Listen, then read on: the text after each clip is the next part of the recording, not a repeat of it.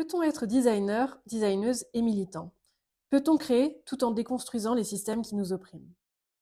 Quand on parle de relations, on parle aussi de vivant et comment on est tous interconnectés. Ça peut, pour moi, être une passerelle pour avoir une vision plus systémique, plus sensible, plus inclusive. Pour moi, c'est pas une notion qu'on peut définir, enfin que la personne peut juste comprendre, quoi. C'est quelque chose qui se vit vraiment. Je suis Aude Casier et vous écoutez Design ta mère, le podcast qui explore les rapports de domination systémique et fait converger les luttes pour des designs communs, communes, inclusifs et pluriels. Aujourd'hui, je reçois Madly qui va nous parler de son parcours, de ses engagements et de ses projets. Designeuse formée à l'ébénisterie à l'École nationale des meubles de Montréal, puis en design de l'environnement, Madly fonde en 2019 Chose Commune, un studio qui conçoit des projets à différentes échelles avec une approche engagée et située. Bonjour Madly, merci de participer au premier épisode de Design ta mère. Je suis ravie de t'accueillir. Première question, comment vas-tu aujourd'hui? Ça va. Je suis ravie d'être avec vous. Trop bien, merci beaucoup. Est-ce que tu peux te présenter? Oui. Alors, moi, c'est Madléchus. Du coup, j'ai plusieurs casquettes. Je suis designer, ébéniste et enseignante franco-canadienne. Est-ce que tu peux nous expliquer pourquoi? En fait, je suis née en France, Ok. mais j'ai passé 20 ans au Québec. Oui, c'est là-bas donc j'ai appris mon métier à la fois d'ébéniste et à la fois de designer. Et je suis de retour depuis un peu plus d'un an. Ok, bah justement, est-ce que tu peux nous parler un peu de ton parcours? Donc, comment tu es passé de l'ébénisterie au design de l'environnement et pourquoi tu as créé un studio, tu as participé à la création de studio. Moi, j'ai une trajectoire qui est pas tout à fait linéaire, je dirais, qui est un peu un mélange de louvoiement et de tribulation. Et donc, j'ai quitté la France, j'avais un bac littérature art plastique et je savais pas trop quoi faire de cette chose. Et donc, je suis partie explorer un peu le Québec. Et en fait, c'est là-bas que j'ai découvert surtout la culture du fer. Ok, et pourquoi le Québec, c'était Comme ça, le Québec. Il y avait une raison ou... Pas vraiment, j'avoue que je suis un peu partie sans trop savoir où j'allais mettre les pieds. Voilà, dans une sorte d'élan. Ok, allez, Québec. Mais donc, j'ai débarqué là-bas pour plein de raisons diverses et variées, mais j'avais pas d'intérêt particulier pour un droit. Ok. J'avais surtout besoin de partir. Et d'aller explorer un peu autre chose. Et donc, j'ai découvert un peu le monde de la fabrication à travers la fabrication de décors, notamment de théâtre, de cinéma. Ok. Ça m'a amené à découvrir l'ébénisterie et à entamer une formation en ébénisterie. Et c'est vraiment, je viens vraiment de ce milieu-là, déjà dans mon histoire aussi familiale. Ok. Mais c'était pas forcément une appétence ou une envie que j'avais qui était déjà ancrée, quoi. Je me considérais plus comme une intellectuelle, mettons, qu'une manuelle. Je pense que j'étais beaucoup aussi dans ce cloisonnement, on ne pouvait pas être l'un et l'autre. Oui. Et j'ai donc découvert l'ébénisterie, où après je me suis perfectionnée donc, dans mon métier. Donc j'ai fait une formation de 3 ans à l'École nationale du meuble à Montréal. Ok. Et à travers en fait l'ébénisterie, j'ai découvert un peu le monde du design qui pour moi était un monde un peu lointain. Je viens pas non plus d'une famille, on a cette culture-là aussi du design. Et j'ai découvert à travers les méthodes de conception dans le mobilier et aussi parce que j'ai pu accompagner des designers dans la création de leurs projets en tant qu'artisane. Donc c'est là où j'ai plus un peu compris et découvert ce milieu-là. C'est vrai que je ne l'ai pas posé cette question avant, mais pour toi, c'est quoi le design? Parce que je sais qu'on a tous et toutes un peu des fois des réflexions différentes par rapport à ça. Et c'est une bonne question. Je pense que ma vision, ma compréhension et mon implication dans le design a beaucoup évolué et continue d'évoluer aussi. Et pour moi, le design, il y avait quelque chose de très, très rattaché à la production aussi de mobilier d'art, en tout cas, de projets plus de luxe ou du haut de gamme, à travers l'ébénisterie, parce que je suis un peu dans ce milieu-là. Quelque chose de conceptuel, presque, c'est ça? À la fois de conceptuel et à la fois quelque chose de très raffiné. Enfin, il y avait quelque chose un peu de l'ordre du raffinement. Mais pour moi, j'avais pas forcément attaché au design des concepts politiques, ou en tout cas, on verra ça un peu après. Mais pour moi, en fait, ma prémisse avec l'histoire du design, c'était vraiment au niveau de la construction du monde, des objets, quoi. Mais il n'y avait pas forcément cette dimension qui est venue par après. Et moi, je suis rentrée dans le monde du design par l'artisanat. Oui, tu as eu par la matière. OK, par la matière. Tu as pas forcément tout de suite eu cette vision, de, par exemple, production de masse ou de mobilier qu'on peut avoir, par exemple, avec, Très peu. des grandes chaînes comme Ikea. Toi, c'était vraiment par la matière, de par ta pratique d'ébénisterie. Oui, puis je pense que pour moi, le mot design n'avait pas tant de sens ni de connotation. Enfin, Oui. c'était vraiment quelque chose voilà, qui tournait un peu autour. On ne comprenait pas vraiment plus ce que ça comportait, en tout cas derrière, ni comme histoire, ni comme notion. Enfin, c'est pas quelque chose qui m'intéressait particulièrement. OK. J'étais sensible à des choses artistiques, mais je pense que j'avais pas, en tout cas, je m'étais pas confrontée à ce mot-là et à ce milieu-là. OK. Et donc, c'est vraiment à travers l'ébénisterie que j'ai découvert un peu, enfin, par la porte justement du mobilier, c'est un beau jeu de mots. Mais du coup, et après avoir travaillé donc en atelier sur des chantiers aussi pas mal de rénovation et de construction, à un moment donné, j'ai eu envie, voilà, d'approfondir cette créativité et de pas juste être au service de la créativité des autres. Je pense qu'il y avait beaucoup de ça. Et donc là, j'ai repris des études. Exécutante. Ouais, j'avais envie, j'ai toujours été quand même quelqu'un d'assez curieuse et de créative, mais j'avais envie un peu de moi aussi concevoir des choses et créer des choses. Donc, j'ai repris des études à l'école de design de l'UQAM, donc l'Université du Québec à Montréal. Nous, c'est un programme donc, de 3 ans qui est en design de l'environnement. OK. Et alors, je vais te poser la question forcément, pourquoi environnement? L'éternelle question.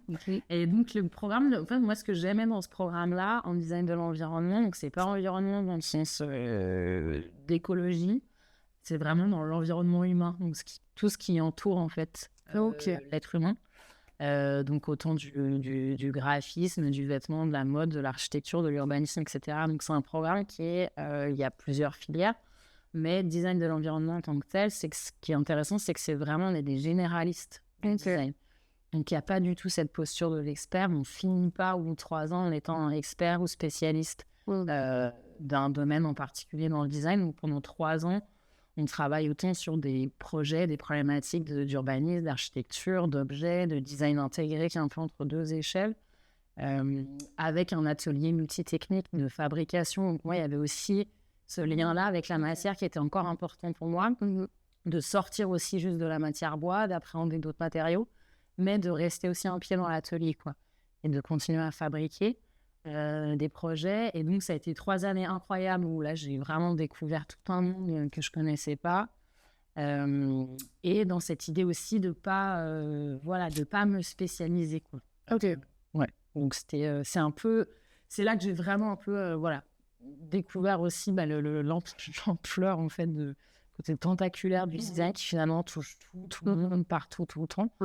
Dans un programme assez particulier au Québec qui abordait aussi des choses contextuelles du pays. OK. Et c'est après que tu as commencé à créer des studios ou en tous les cas participer à la création de studios? Et après, donc j'ai fini mes études en 2014 et en 2015 avec un ami qui faisait aussi ses études que j'ai rencontré un peu avant en ébénisterie et qu'après on s'est retrouvés pendant le programme en design. On a parti un studio qui s'appelait Nouveau Studio, qui a duré 5 ans. Donc, on était associés dans cette même idée de continuer à faire du design généraliste et à essayer de toucher à toutes les échelles de projet et de fabriquer. Donc, pour nous aussi, c'était toujours important de concevoir et de fabriquer. Donc, on a toujours été sur tous les plans. Vous fabriquiez à chaque fois vos créations? Ouais, on était tout le temps à la fois en atelier, en chantier et dans le bureau. Donc pour nous, il y avait des choses qu'on sous-traitait parce qu'on n'avait pas les compétences, mais sinon on gérait vraiment le projet du début à la fin. Et on avait cette envie-là aussi, après les études, de un peu rentrer dans le tas, quoi. On avait, dans le sens où on avait un peu envie de faire notre place, on avait vraiment une appétence de faire des choses, d'essayer des choses et d'expérimenter. Ce qui est très chouette, parce qu'il y a un élan très, je dirais pas naïf, mais qui est hyper enthousiaste en tout cas. Et en même temps, c'est sûr que du coup, on n'avait pas non plus d'expérience en termes de structure, de comment on gère un studio de design, tous les points à 2 et tous les points aussi, les relations exceptionnelles. Donc ça a été aussi un apprentissage vraiment sur le tas, qui était hyper intéressant, très formateur, très fatigant en même temps. Mais je pense qu'on avait assez confiance aussi. On avait aussi déjà une expérience. On était quand même, on sortait pas de l'école, on avait travaillé aussi. Et comme on gère à 2 aussi en studio, enfin, donc c'est une aventure qui a duré 5 ans. Et ensuite de ça, on s'est séparés. On a fermé le studio et moi, j'ai continué, mais seule. Ok. J'avais ce désir aussi d'être un peu seule aux commandes. Et là, j'ai ouvert un autre studio qui s'appelle Chose Commune, qui existe toujours. Et pareil, dans la même lignée qui est d'être généraliste, de défendre cette posture-là, d'être généraliste, avec tout ce que ça peut impliquer des fois comme complexité de compréhension, mais et où j'ai pu faire plein de projets, et pareil, où je continue aussi à fabriquer. Ok, super. Tu es partie au Canada. Est-ce que tu as trouvé que là-bas, il y avait une vision différente par rapport à la France, par exemple, dans ta pratique, dans aussi l'opportunité des projets? Ouais, alors il y a plein de choses qui diffèrent. Dans le sens où, déjà d'un point de vue social, c'est assez valorisé le fait d'avoir eu plein de carrières différentes, d'avoir porté plein de casquettes. C'est quelque chose qui est assez commun finalement et qui est assez valorisé. Ce qui peut être un peu différent, je pense, comparativement à la France. Il y a aussi le fait que la pratique du design au Québec, elle est assez jeune. C'est un pays dont l'histoire est assez jeune en termes de pays, un territoire colonisé, évidemment. Peut-être qu'on reviendra là-dessus, mais dont l'histoire est assez, dont l'histoire du design est assez jeune. C'est un pays qui est assez jeune. Et donc, il n'y a pas du tout le même écosystème. Il y a beaucoup moins d'intermédiaires sur la chaîne. C'est un petit cercle. C'est un plus petit cercle. Il n'y a pas de maison d'édition, par exemple. Il n'y a pas tous ces partenariats entre des grosses institutions, des grands partenaires industriels, des grandes marques, des manufactures assez établies. Donc, il n'y a pas tout cet écosystème-là qui, des fois, peut être... ce qui fait que c'est des fois compliqué d'initier des projets, d'aller chercher des partenariats, que les gens fassent confiance. Le rôle du designer est assez méconnu, finalement.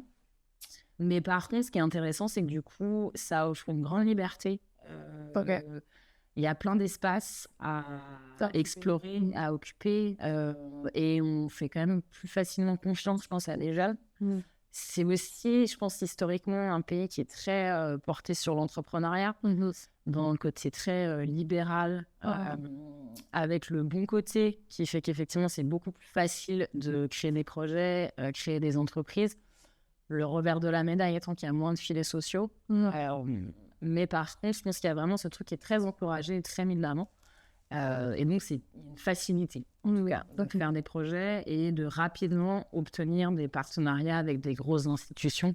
Bon, rapidement, j'ai réussi à faire des projets avec la Ville de Montréal, à faire avec différents gros intervenants, structures ou organismes qui avaient quand même pas mal de poids. Et donc ça, effectivement, je pense qu'on m'a fait confiance et on m'a donné une chance sur des projets qui étaient quand même relativement d'envergure par rapport à la taille et à l'expérience de mon studio. Ok, ça c'est génial. Est-ce que tu te définirais comme une personne et ou une designeuse militante?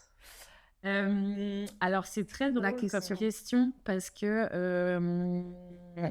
je crois que je suis pas très à l'aise avec le terme de militant. Ok, tu préférais quel terme?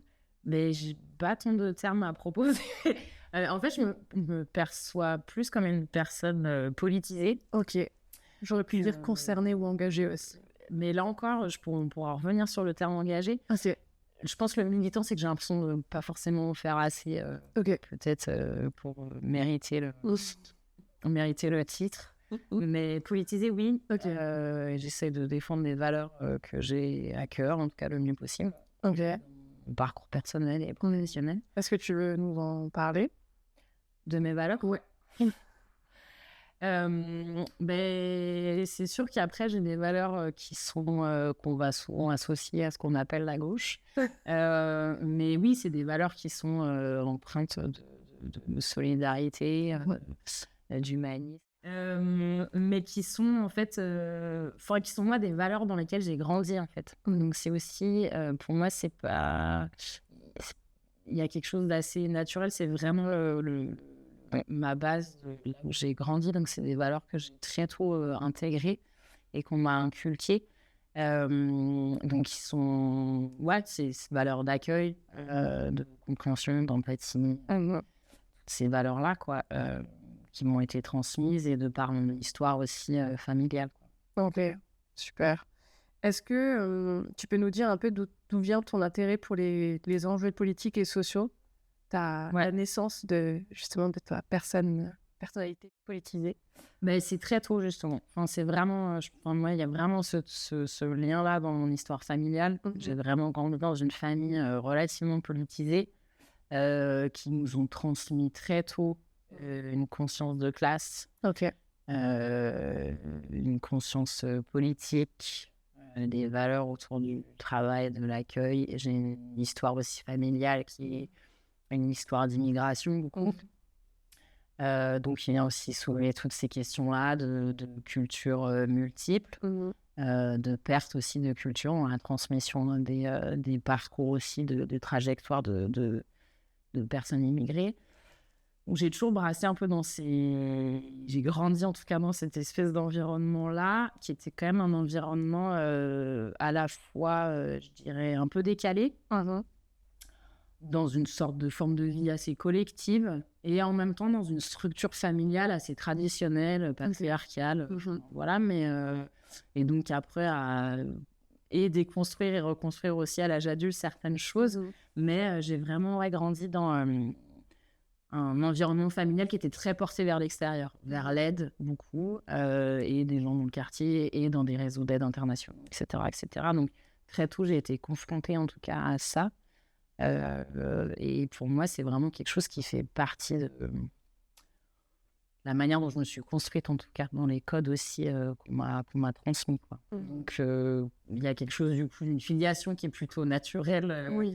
J'aurais pu effectivement faire complètement l'inverse. En tout cas, moi, j'ai une filiation qui est assez naturelle par rapport à ça. Et après, ce qui est intéressant, c'est comment aussi, à l'âge adulte, il y a des choses où tu fais le tri, il y a des choses aussi que tu remets en question, et comment toi, tu développes aussi d'autres intérêts pour des enjeux plus précis. Mais il y a beaucoup de choses qui sont mes racines familiales et l'histoire de ma famille sur plusieurs générations. Ok. Pourquoi est-ce que tu penses que c'est important de parler justement de ces enjeux-là, de ces rapports de domination dans le design? Peut-être tu veux que je précise un peu les rapports de domination. En tous les cas, ce qui est intéressant dans ce que tu viens de... Je fais peut-être le parallèle avec ce que tu as dit, c'est que, par exemple, moi, je sais que dans ma famille, c'était aussi un schéma assez traditionnel.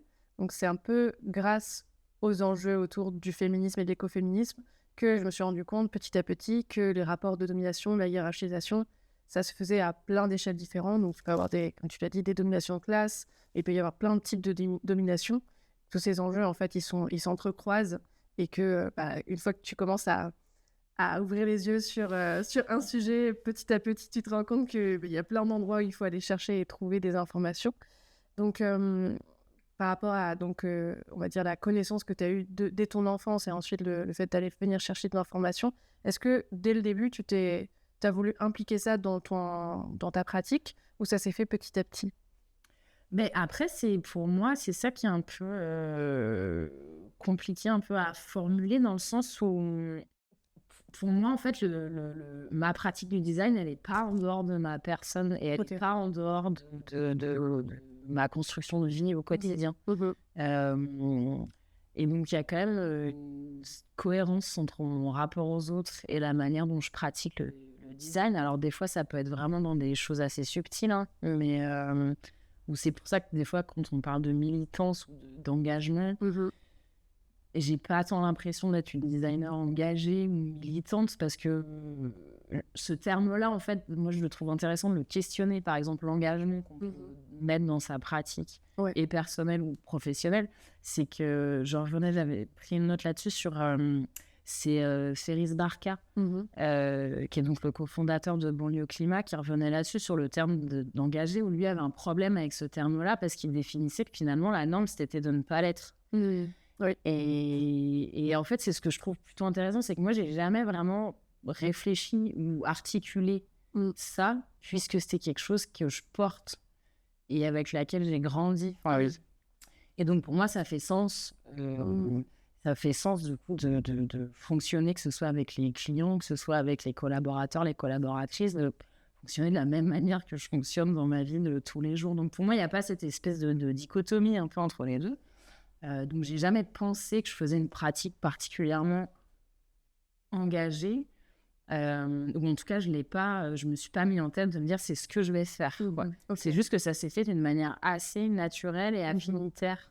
Ouais. Où les projets que j'ai faits, les clients et les clientes avec qui j'ai travaillé, les collaborateurs, collaboratrices aussi, on s'est retrouvés parce que je pense qu'il y avait aussi oui, il y avait et des valeurs communes et il y avait une résonance sur une manière d'être au monde, une attention au monde. Et en fait, ça s'est fait comme ça. Et je pense aussi que je suis assez entière. Des fois, ça peut être problématique. Enfin, ça peut poser des problèmes sur certains trucs. Mais ce qui fait que je ne rentre pas de toute manière dans une autre pratique du design qui pourrait être peut-être plus tournée vers du très haut de gamme, du luxe, ou en tout cas des valeurs qui, moi, m'intéressent moins, parce que de toute manière, je n'ai pas les codes, quoi. J'ai ni le langage, ni les codes vestimentaires, ni le... On ne vient pas me voir pour ça, et moi, j'y vais pas. Donc, on ne se rencontre pas tant, en fait, comme... Du coup, je vais reformuler ma question. Je vais te demander, est-ce que tu as l'impression de plus avoir envie de, on va dire, mettre en avant que ces valeurs-là sont des valeurs sur lesquelles tu as toujours été engagé, en tous les cas qui font partie de ta vie, de ton histoire? Est-ce que tu as ce besoin actuellement, avec tout ce qui peut se passer autour de nous, de vouloir un peu, on va dire, le clamer, ou en tous les cas, dire c'est important, j'ai envie que ce soit valorisé, ou non, pas du tout, c'est quelque chose qui se fait, comme tu le disais, de manière naturelle? Moi, ce qui m'intéresse, je pense, de plus en plus dans ma pratique, notamment parce que depuis quand même pas mal de temps, en tant qu'enseignante, je me pose beaucoup de questions sur Bien sûr. la transmission de cette pratique-là, les outils pédagogiques, etc. Et je pense que c'est un peu à travers ce travail pédagogique et la pédagogie que j'essaye de mettre en place, qui du coup me confronte à des rapports d'oppression, y compris dans la salle de classe, et comment finalement d'essayer de moi-même faire ce travail-là de compréhension et de raffinement aussi de ce que je peux voir de ce que le design n'est pas en dehors du monde. Oui, tout à fait. Et que bien au contraire, il participe aussi à son façonnage, autant dans des très belles choses et des très belles initiatives et des belles valeurs, autant à l'autre extrémité du spectre, à participer à un système capitaliste mortifère. Donc, c'est un peu aussi plus dans un travail aussi de moi-même, de compréhension, de ma responsabilité, dans quel environnement je travaille, à quoi je participe aussi dans cette sphère de pratique qui est quand même diverse et variée, qui est compliquée aussi, on ne peut pas la résumer. Et en même temps, comment je le transmets et comment on avance ensemble sur ces questions-là. Donc maintenant, je pense que le fait d'être peut-être plus engagée, militante dans un sens, ça passe vraiment pour moi de dire qu'il y a une urgence et une nécessité, en tout cas, d'arrêter de laisser plein de choses et plein de problématiques dans des angles morts, quoi. Oui. Moi, c'est plus ça. C'est plus de ramener ces questions-là et aussi de me sentir légitime aujourd'hui de les aborder et de les aborder en tant que designer. Et est-ce que tu te sens légitime? Je ne l'ai pas mis ça, mais je pense que c'est hyper intéressant.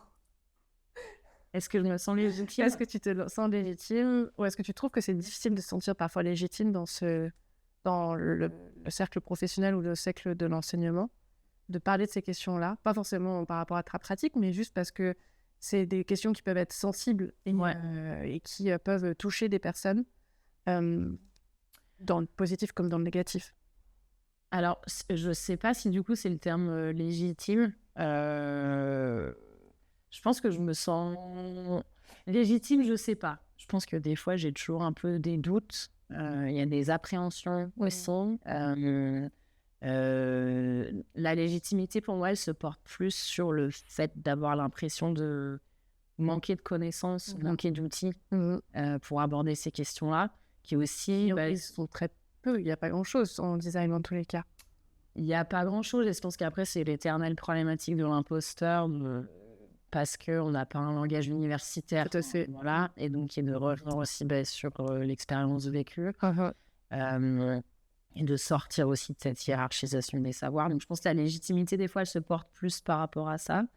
Mais par contre, je pense que ce qui l'emporte, du coup, de plus en plus d'ailleurs. C'est vraiment un sentiment quasi vital d'urgence et de nécessité. Vous allez me dire, je me sentirais complètement incohérente et de pas aborder ces questions-là en fait aujourd'hui, en termes de responsabilité, de me dire je peux plus continuer à faire comme si tout ça n'existait pas. Ouais, je crois que je te rejoins totalement là-dessus. C'est vrai que personnellement, moi aussi, actuellement, je me sentirais, tu vois, dans les techniques de domination, il y a le rapport à l'invisibilisation. Ouais. Et en fait, je me dis, je veux plus participer à un système qui oui, c'est ça. Invisibilise, c'est toujours difficile. Qui ne met pas en lumière, en tous les cas, certains sujets. Et comme tu disais, en tant qu'enseignante aussi, j'ai envie de pouvoir pratiquer ou proposer une pratique de design qui n'a rien à voir avec celle que moi j'ai appris il y a quelques années ou que j'ai vécu pendant plusieurs années. Et on en parlait justement avec Thomas sur le fait que Thomas, je vais préciser que est en stage avec moi. Et un étudiant incroyable de Strat. Et que, par exemple, dans les écoles, des fois, on promouvoit encore, tu sais, cet idéal de designer qui va travailler pour des grandes entreprises, chez des grands groupes industriels, etc., etc. Et moi, pour avoir travaillé avec quand même une marque très connue en France, je retiens aucune fierté de tous les projets que j'ai pu faire pour eux parce que c'était peut-être très intéressant à ce moment-là, mais c'était de la production de masse pour pousser à consommer, et puis avec un certain idéal de, par exemple, ce que pouvait représenter la femme. Et honnêtement, actuellement, je tire plus de fierté de certains projets personnels que personne n'a vus, mais qui, moi, sont en tout cas alignés avec ce que j'ai envie de faire. Ou par exemple, des cours que j'ai préparés qui sont très engagés, en tout cas que j'estime, moi, engagés. Et des projets que j'ai pu faire alors que ça a été diffusé à grande échelle. Et je ne sais pas ce que tu en penses par rapport à ça, par rapport à l'idéal un petit peu de la réussite dans nos métiers. C'est assez intéressant parce que je pense que pour être tout à fait honnête, je ne suis pas sûre d'être encore... j'ai encore des petites parties de moi qui sont dans une sorte d'ambiguïté. Ouais, c'est normal. Et je pense qu'on a tellement été formés et formatés dans cette idée que la réussite, c'était aussi du coup d'être publié dans les magazines en première page, de faire des choses hyper léchées, hyper... pas tape à l'œil, mais en tout cas vraiment au sous de la forme, de l'esthétique, etc. Et je pense que je l'ai eu comme tout le monde, cette envie, quoi, bien sûr, d'être reconnu et d'exister en version papier glacé, quoi. Et je pense que de plus en plus, ça m'intéresse, mais pas vraiment. Et je pense que dans ma pratique, la plupart des projets que j'ai faits, qui étaient vraiment pas du tout dans du haut de gamme, j'ai travaillé beaucoup aussi dans des réseaux communautaires au Québec, qui étaient des projets qui, pour moi, font du sens. Alors, il y a des choses que je ne referais pas aujourd'hui de la même manière, mais par contre, où il y avait vraiment un sens social, on a essayé, en tout cas, de faire quelque chose. Et effectivement, c'est des projets qui n'intéressent pas de toute manière les magazines, et donc ça ne veut pas dire qu'ils ont moins d'intérêt, au contraire, mais je pense qu'il y a tout un petit travail à faire de déconstruction par rapport à ça, de savoir la valeur de notre travail, on la met où. Et forcément, quand on sort de l'école, ou aussi, je pense qu'on parle aussi de quand est-ce qu'on se rend compte des inégalités structurelles dans le métier. Et pour moi, ça passe déjà par l'école, où les modèles qu'on nous présente, l'histoire qu'on nous raconte, et c'est majoritairement des hommes blancs, européens, et qu'on fait des projets, des petits bijoux, l'architecture, des petits trucs, on gagne des prix. Donc forcément, toi, ça te donne l'idée que l'idéal à atteindre, c'est ça, le design, c'est ça. Et moi, j'ai dû faire tout un travail de déconstruction, même si j'ai toujours été un peu réfractaire quand même sur plein de choses. Et j'ai un petit côté un peu... rebelle, c'est un grand mot, mais j'ai toujours beaucoup remis en question les apprentissages que j'avais, les vœux qu'on me donnait, et où j'ai aussi frappé un mur, parce qu'en face, l'institution, ça les intéressait pas tant de laisser place à ce débat-là. Donc déjà, j'ai compris, sans forcément l'avoir tant articulé, verbalisé, mais il y avait déjà un truc qui jouait dans le fait de remettre en question ce qu'on nous apprenait. Donc je sentais qu'il y avait de la friction. qui dit friction dit qu'il y a un truc intéressant à aller creuser, quoi. Et après, ce travail-là, je l'ai fait par moi-même, moi-même et des rencontres et tout ça, mais en dehors, en tout cas, du cadre scolaire. Ouais. Et donc, je pense qu'il y a ça aussi, qui est aussi dans ces modèles-là, et de faire tout ce travail-là en tant que praticienne aussi, qui est aussi de redéfinir sa pratique par rapport à ses propres valeurs. Tout à fait. Je ferai le lien avec les projets qui t'ont permis d'un peu incarner tes valeurs. Mais peut-être avant ça, est-ce que tu peux nous donner un exemple d'impact négatif que le design peut avoir dans nos quotidiens? Soit exemple commun ou un exemple plus concret à pratiquer. Alors, il y en a tellement. Il y a tellement d'exemples de projets de design et qui détruit des vies, hein, vraiment. Après, personnellement, non. Dans mon entourage, oui. Et c'est aussi un aspect qu'on aborde très peu comme enjeu dans le design. Tout à fait. Aussi, notamment aux normes des corps. Oui. À la présence des corps qui sortent de la norme. Donc tout ce qui va toucher aussi à la grossophobie. Pour moi, c'est quelque chose aussi qui est hyper important pour plein de raisons. Parce que des gens n'en parlent pas assez. Et qui nuit à la vie d'énormément de personnes. Donc, on peut penser effectivement aux chefs de cinéma, aux tourniquets de métro, aux chaises tabourets dans les restos, dans les bars, et qui, du coup, amènent aussi, en fait, et imposent une situation d'humiliation et de stigmatisation, et qui font qu'il y a plein de personnes qui sortent plus, qui s'empêchent aussi, qui sont empêchées. C'est pas qu'elles s'empêchent, elles sont empêchées, en fait, de vivre, de sortir à l'extérieur, de développer aussi plein d'activités sociales. Et ça, je pense que pour le coup, c'est aussi d'apprendre, et dans mon parcours d'enseignante, c'est aussi de mettre le doigt sur ces choses-là, parce qu'elles ont été, ces chaises-là, ces tourniquets de métro, tout ça a été pensé, conçu par toute une équipe, a été validé. Donc, il y a vraiment une décision derrière. C'est pas le fruit du hasard. Et je pense que c'est ça aussi qu'il faut... pour moi, c'est ces endroits-là aussi qu'il faut mettre en lumière. Et ça, c'est des exemples qui, pour moi, sont terribles, où ça montre les dangers même de la pratique du design. Et après, on peut parler des bons anti-SDF, etc. En tout cas, il y a un paquet de... Oui. C'est vrai que, tu vois, ça me fait penser à... Moi, j'avais demandé à mes étudiants en première année, je leur avais posé la question, est-ce que le design est neutre? Et il y en a beaucoup qui m'ont répondu, mais oui, bien sûr, le design, c'est neutre. Et après avoir fait le sujet sur le genre, qui est une des fenêtres par laquelle on peut se rendre compte qu'il y a plein de biais dans le design et plein de stéréotypes, et là, après ces cours-là, quand j'ai reposé la question, tout d'un coup, la réponse a changé.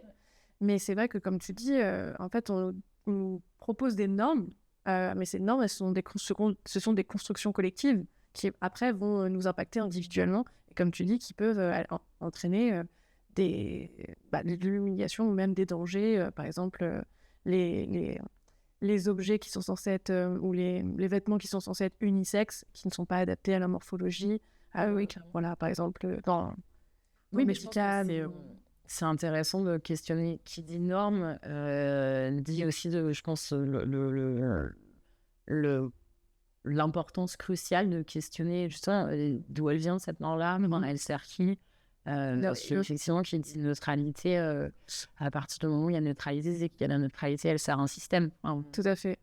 Et je pense que c'est là où, du coup, déjà, de prendre conscience et d'éduquer et de sensibiliser et les designers, praticiens, praticiennes, et les étudiants et les étudiantes, je pense que c'est déjà une amorce d'essayer de faire le lien entre système oppressif, de domination, domination et design, quoi. Tout à fait. Ouais. Il y a beaucoup de choses à dire par rapport à ça. Est-ce que tu as une anecdote ou une expérience de discrimination, ou en tous les cas de rapport de domination vécu ou observé dans ton parcours?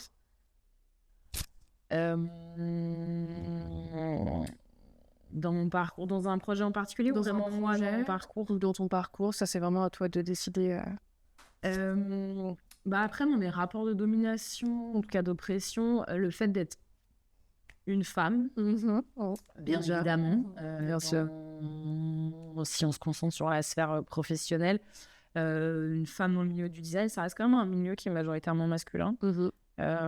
J'imagine en plus dans l'ébénisterie. Et en plus, quand on a la double casquette de l'artisan, ça, c'est sûr que et ça continue de l'être, hein, c'est un combat perpétuel qui est à la fois, du coup, d'être toujours remise en question sur sa légitimité, sur ses compétences, sur ses connaissances techniques, d'être toujours ramené à sa condition féminine, dans un cliché de la condition féminine, quoi, et en termes de capacité physique et de capacité de compréhension 3D, de capacité de compréhension technique, etc. Ça vient de très loin, hein, ces clichés. Hein. Et c'est très présent encore, y compris avec des jeunes générations. Enfin, c'est quand même très long à changer. Ça change, et c'est très bien, mais c'est très long. Et en même temps, d'avoir aussi, du coup, plein d'enthousiasme et d'admiration quand on sait qu'une femme a fait ça, et qui est à la fois toujours, c'est agréable à recevoir, et en même temps, ça pose le fait on devrait plus en mettre là, voilà. Mais donc moi, ça, je l'ai beaucoup vécu, et je continue de le vivre, hein, sur plein de points, ce rapport de domination dans mon métier. Dès qu'on sort, mettons, du choix de couleur, qu'on va associer souvent à une sphère féminine, dès qu'on tombe dans des choses techniques, il y a toujours cette éternelle suspicion d'incompétence, parce qu'on est une femme. Et ça, effectivement, c'est assez pénible et enrageant. Et après, par contre, un des exemples de rapport de domination, et ce que je trouve intéressant, donc comment finalement sur des petites choses, on peut aussi, en tant que designer, ne pas fermer les yeux et apporter des solutions assez simples.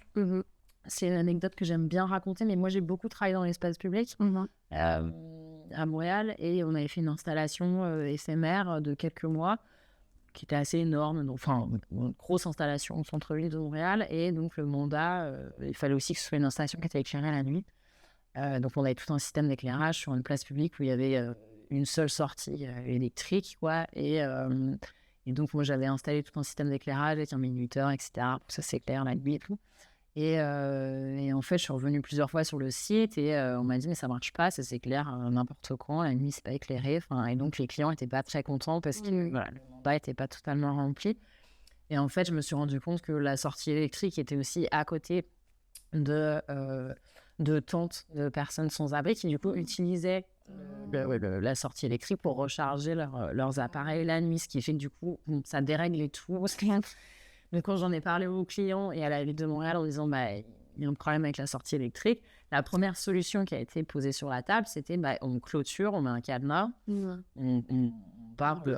bloque la sortie électrique, et comme ça, c'est bon. Et effectivement, ça aurait été la solution, pour moi, peut-être la moins engageante.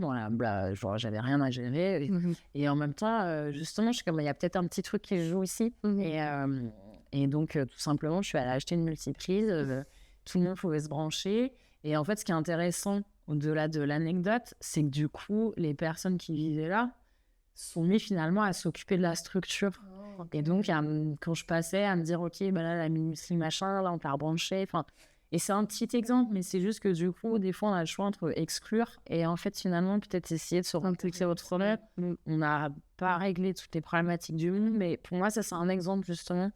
C'est un bel exemple. De petite responsabilité, ou de comment notre rapport aux autres. Pour moi, l'engagement, il est là. Ouais. Pour moi, dans ce rapport aux autres. Ok, comment tu crées du lien? Ouais, vraiment dans un truc, une posture qui est vraiment pas du tout, dans un truc d'humilité, de se rencontrer. Je suis pas au-dessus de personne. Et en fait, moi, mon installation, mon travail prime pas au-dessus du confort que cette personne-là a besoin, qui vit déjà avec aucun confort. Ouais. Donc, c'est des petites choses qui, pour moi, en fait, veulent dire beaucoup de comment on aborde et sa vie et sa relation aux autres. Ouais, c'est vraiment chouette. Merci pour cette belle histoire. Est-ce qu'il y a une croyance dépassée ou une idée reçue dans le design, dans les pratiques de design qui t'agace particulièrement? Je pense qu'on revient vraiment à cette idée de la neutralité. Je crois être vraiment quelque chose qui m'agace de plus en plus, et que moi, je pense que j'ai pu porter aussi naïvement, dans cette idée-là aussi que le design peut être un outil universel, accessible à tous et toutes, etc. Et du coup, avec le temps et les différentes influences que je vis, ou les recherches, moi, c'est quelque chose qui me fatigue de plus en plus, cette neutralité. et qui n'est pas juste associée d'ailleurs au design, hein, Ouais. mais effectivement de toujours se questionner à cette neutralité. Elle sert qui, elle sert quoi en fait. Et que je trouve que la position de la neutralité est quand même très facile, très, comment je dirais, très fainéante aussi. Et je comprends qu'elle soit confortable, hein, Oui, oui, oui. par ailleurs. Grande partie, ouais. Mais je pense que justement, il y a le design, c'est pas d'amener du confort. C'est pas que d'amener du confort, je pense. Et que c'est aussi de brasser des questions inconfortables comme celle de remettre en question la neutralité. Je suis d'accord. Voilà. Trop bien. Est-ce que tu penses que tous ces enjeux et notamment ces questions-là sont prises au sérieux? Ou est-ce qu'on est encore sur des grandes structures, des systèmes qui ont du mal un peu à se mettre en marche? Bah, moi, je trouve qu'il y a quand même de plus en plus de voix qui sont à entendre, avec par plein d'intermédiaires différents, je veux dire, avec autant les réseaux sociaux, des publications, de la littérature, enfin des podcasts. Je trouve qu'il y a plein d'initiatives qui sont hyper intéressantes. Il y a beaucoup de choses, notamment en Amérique du Nord. Ouais, C'est vrai qu'on manque un peu d'informations oui, et de traduction des fois. tout à fait. En termes de Il y a beaucoup matériel de choses francophone. anglophones, ouais. Ouais. Mm. Mais par contre, je pense qu'il y a plein de choses, de plus en plus. J'ai l'impression, en tout cas, qu'il y a de plus en plus aussi de curiosité et d'envie aussi des jeunes générations de creuser aussi ces sujets-là, ou en tout cas je pense qu'il y a presque une urgence aussi de trouver des réponses. Et ça, j'avoue que c'est très réjouissant, même si je pense qu'il y a certains sujets et enjeux qui sont peut-être plus faciles Est-ce que tu à aborder que d'autres. Justement, est-ce que parce que tu as donc là à Strat, tu enseignes le cours des enjeux. Ouais, j'ai un cours designer et enjeux contemporains. Voilà. Ouais. Donc tu abordes plusieurs thématiques. Donc il y a le design du CAR, le design autour des enjeux autour du patriarcat. Ouais. Bah, Et le design décolonial. Exactement. Et on passe aussi un peu à travers les nouveaux paradigmes environnementaux, qui est souvent, je trouve, un des enjeux les plus faciles à aborder et très intéressant par ailleurs. Tout ce qui touche au changement climatique, l'ère anthropocène, etc. etc. Moi, ce qui m'intéresse, c'est justement, comme on disait, c'est de faire des liens avec les thématiques qui suivent. Et donc d'amener cette espèce de conscience un peu intersectionnelle. Et donc, on va aborder des paradigmes environnementaux, tout ce qui touche à féminisme, identité de genre, et tout ce qui touche aussi à colonialisme, néocolonialisme, appropriation culturelle. Et on fait vraiment un survol, mais ce que je trouve intéressant, c'est qu'on voit qu'il y a certains enjeux sociétaux qui sont rentrés quand même dans des débats grand public. Acceptables en société. De manière très consensuelle, par ailleurs, sans remettre trop en question les fondements. Mais dès qu'on va toucher à des questions qui touchent le féminisme, l'identité de genre, et notamment les luttes anticoloniales, et la responsabilité du design à travers aussi la colonisation, et qui continue aussi à participer à des continuums coloniaux. Là, par contre, c'est sûr que du coup, il y a plus de friction. Et quand on essaie de mêler tout ça et de voir que finalement tout ça est lié, c'est sûr que c'est beaucoup. Après, en même temps, je trouve ça tout à fait logique dans un sens, parce qu'on est encore dans un système patriarcal, raciste, etc., et que du coup, bouger et bousculer les fondations qui sont quand même maintenues majoritairement encore par des hommes blancs, forcément, c'est compliqué. Ça, il y a réaction face. Ça irrite. Oui, c'est inconfortable. On s'entend là-dessus. Mais bon, pour qu'il y ait transition, il faut qu'il y ait un confort, quoi. Oui. Et donc, effectivement, c'est je trouve qu'on n'en parle pas assez, bien évidemment. Mais je trouve que de plus en plus, en tout cas, on en parle. Et ça rentre de plus en plus aussi dans les cursus universitaires, dans les formations. Ce que je trouve merveilleux, pour le coup, qui est quand même cette ouverture. Chose que moi, il n'y avait pas à mon époque. Toi non plus. Pas du tout. Et j'aurais adoré. Et là aussi, je pense, se porte aussi, pour le coup, la responsabilité des designers enseignants. Tout à fait. Où c'est aussi à nous, pour le coup, d'amener ces questions-là et de les rentrer un peu, pas de force, mais en tout cas de pousser pour de faire de la place aussi là-dessus. Donc ça bouge, mais je pense que oui, c'est compliqué de bousculer les bases, quoi. Moi, je sais que... Alors, j'essaie d'avoir une approche à travers l'éco-design, l'éco-conception. Notamment, c'est la notion de cycle de vie. Ouais. Et dans le cycle de vie, par exemple, on ne parle pas du tout d'où vient la matière. Ouais. Déjà des vivants dont sont issus cette matière. Donc, par exemple, un sac en cuir, c'est un crocodile, c'est un veau, etc. Et aussi les impacts que ça a sur les non-humains, mais sur les communautés aussi humaines. Ouais. Et tous les enjeux, les rapports de domination qu'il peut y avoir sur le commerce. Alors, je sais que tu en parles un peu dans tes cours, sur les commerces encore contemporains qui sont basés en fait sur des rapports des rapports anciennement coloniaux. Et je sais que, en tous les cas, moi, j'essaye de parler de ces enjeux-là à travers tu vois, une vision un peu cycle de vie et parler à travers de la matière, en fait, de comprendre d'où vient sa matière et comment elle impacte les gens.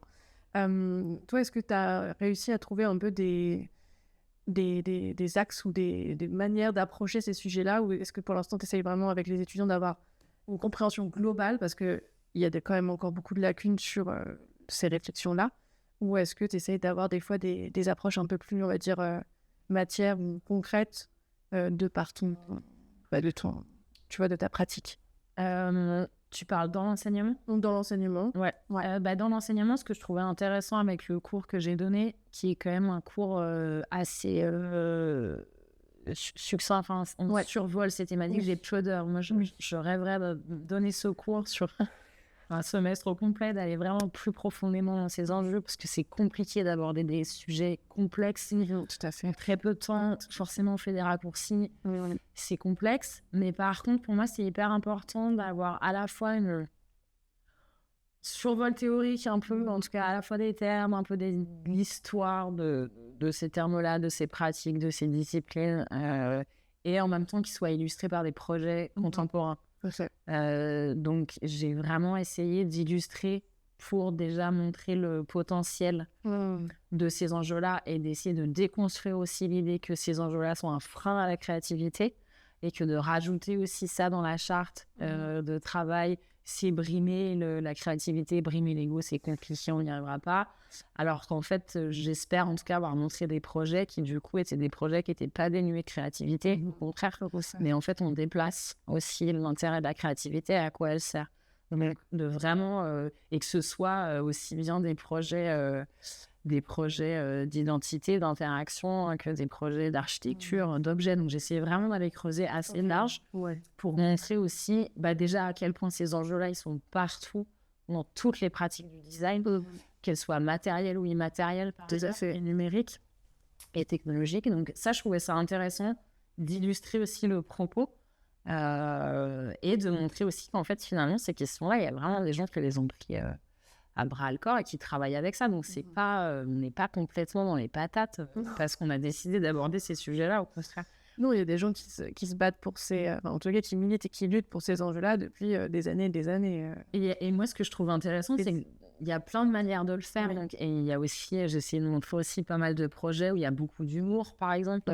C'est ça que je trouve intéressant, c'est que finalement, quand on détricote un peu cette masse d'enjeux qui peut faire un peu peur et qui nous dit « c'est bon, on va être complètement dépressif à la fin du cours », mais en fait, il y a plein de manières d'aborder la chose, de manière poétique, humoristique, brutale. Enfin, il y a plein de choses à faire, quoi. Et je pense que c'est un peu cette idée derrière le fait de remettre ces questions-là au centre de la pratique du design, qui est aussi de développer aussi un design pluriel avec plein de voix différentes, plein de manières d'être.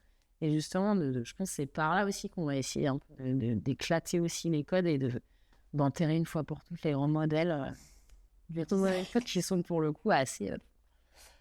c'est redondant, quoi. C'est ça.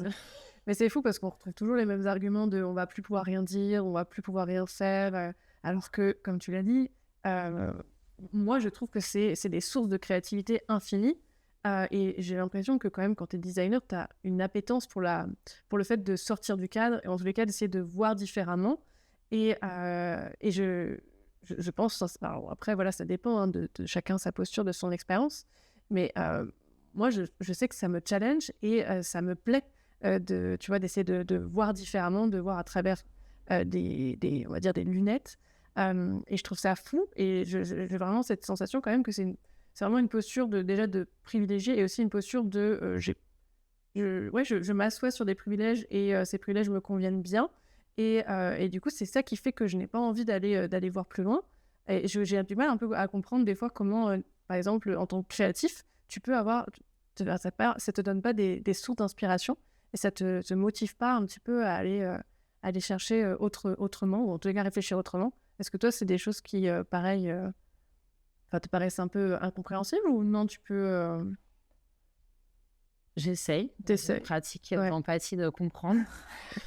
Après, dans un cadre pédagogique, je peux le comprendre, par exemple. Oui, On formate encore, je pense, les étudiants et les étudiantes bien sûr. dans un procédé de projet de design avec un persona, qui finalement, le persona, surtout, ça t'arrange un peu de le créer comme ça, et qui est finalement pas un intérêt réel. Le personnage de GPT. Pour les autres, comment vivent les gens, parce que ça veut dire, à un moment donné, lâche le mic, en fait. Lâche le mic et sort et va écouter, écoute les gens, enfin. Et du coup, je peux comprendre que du coup, on est encore, je pense, dans des structures scolaires, une manière d'apprendre le design qui, du coup, génère cette posture-là et cette croyance-là. Je pense que c'est une énorme erreur et il serait temps de rectifier la barre. Et je pense qu'il y a plein d'écoles qui commencent à le faire, mais c'est quand même un problème, je pense. Parce que ça participe à nourrir cette vision-là complètement erronée et à nourrir aussi les rapports d'oppression et à nourrir un système. Et par contre, après, je peux à la fois comprendre, sans excuser, je dirais, mais je peux comprendre que faire ce travail-là, de se frotter à ces enjeux, c'est inconfortable. Oui. C'est assez inconfortable, c'est beaucoup de doutes. Et ça veut dire déplacer les repères. Et forcément, c'est pas rassurant. Et on sait pas trop où on met les pieds. Et je comprends effectivement que ça peut être hyper déroutant, notamment pour des jeunes designers, bien sûr, qui ont peut-être moins aussi ce sentiment de légitimité. Ils doivent déjà un peu s'asseoir, en tout cas sur leur position, ou se construire eux-mêmes. Et je pense que ça, pour moi, ça participe aussi à comment le système est conçu et structuré aussi. Et je pense qu'il y a aussi une responsabilité de la part des designers seniors de revoir un peu leurs assises sur certaines choses. Et cette posture-là aussi d'humilité, pour moi, elle est hyper importante aussi. On avance ensemble, on se questionne ensemble. Et moi, je porte pas un savoir inébranlable, quoi. Et donc, je peux comprendre ce truc-là. Après, là où j'ai moins de... Où des fois, j'essaie d'être un peu plus incisive, où j'ai une envie, en tout cas, d'être peut-être un peu plus incisive, c'est que pour moi, si tu considères aussi que, du coup, ces problèmes-là te concernent pas, mais si tu ne te sens pas concerné par ces problèmes-là, c'est que tu fais probablement partie du problème. Et que tu participes, et qu'on participe tous, bien sûr, je ne suis pas irréprochable, on participe tous d'une certaine manière. Par contre, de refuser de se poser les questions et de refuser de participer aux solutions, c'est que du coup, tu participes au problème. Et je pense qu'il y a des fois des manières un peu moins délicates avec lesquelles j'aurais envie de brasser les choses. Mais je pense que pour moi, du coup, voilà, se cacher derrière ça, c'est le luxe que tu peux te permettre de balayer ces questions-là. C'est que du coup, le privilège qui te permet de le faire, c'est que tu le fais forcément sur le dos de quelqu'un d'autre. Que ce soit les femmes, que ce soit les travailleurs sans papier, que ce soit les populations colonisées ou tout le développement de nos sociétés pour problème d'exploitation de ces ressources-là. Enfin, bref, peu importe. Les êtres vivants. Du coup, voilà, je trouve qu'il y a je pense qu'une certaine radicalité de plus en plus de mise pour aborder ces questions-là. Mais qui, du coup, c'est compliqué. Radicalité et un peu courage aussi, d'aller regarder dans ces zones d'ombre. Ouais, mais je pense que pour moi, ça passe aussi par là. En fait, c'est que pour moi, on ne peut pas aborder ces enjeux-là. On ne peut pas se prétendre, selon moi en tout cas, être un designer engagé, militante, peu importe, ou enseignante engagée, sans avoir déjà amorcé une propre décolonisation de sa conscience. Tout à fait. Et ça, c'est pas forcément chouchou comme exercice. Mais par contre, pour moi, c'est déjà un des... j'ai pas de solution de miracle, j'ai pas un livre en 3 étapes. Enfin, moi-même, je suis au début, je pense, du processus et ça prend une vie, quoi. Mais par contre, je pense que c'est déjà un pas en avant, en tout cas, pour tout le monde d'ailleurs, mais si on reste dans le monde du design, et déjà faire de ce travail-là, quoi. D'essayer de soi-même savoir où on se situe dans ces rapports, dans cette structure oppressive. Et c'est pas le but étant pas de s'auto-flageller, mais au moins d'avoir conscience de où on est, de quelle place on parle. Et effectivement de commencer à revoir les biais par lesquels on a été formé, éduqué, etc. Enfin, en sachant qu'on a tous des paradoxes et on est pas irréprochable.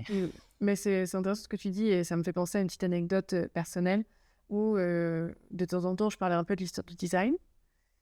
Et voilà, depuis que, on va dire, je me suis quand même de plus en plus, un peu comme toi, ça a toujours été des questions qui m'ont habité, mais j'ai pris le temps pour aussi asseoir un socle de connaissances et mettre des mots aussi sur des intuitions qui souvent sont très, en tout cas, justes ou en tous les cas, qui sont là.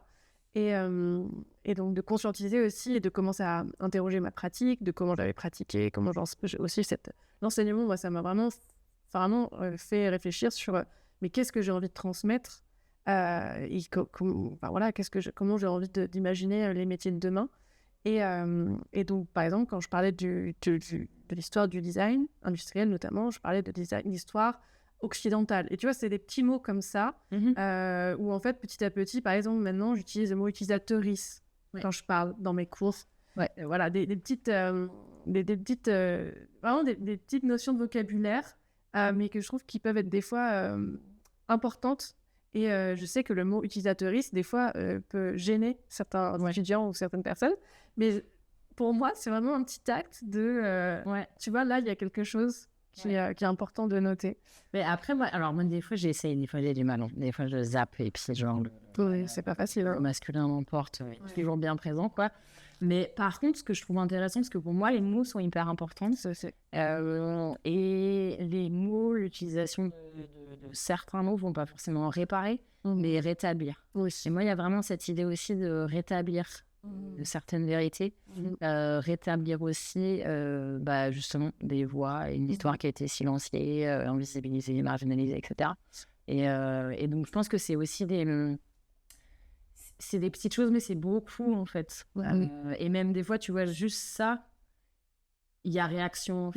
Donc, c'est, moi, ce que ça montre, en fait, c'est que finalement, s'il y a réaction en face, c'est qu'il se passe quelque chose. Socialement, il se passe quelque chose. Et après, voilà, comment on l'aborde collectivement, comment on travaille, quels outils on développe.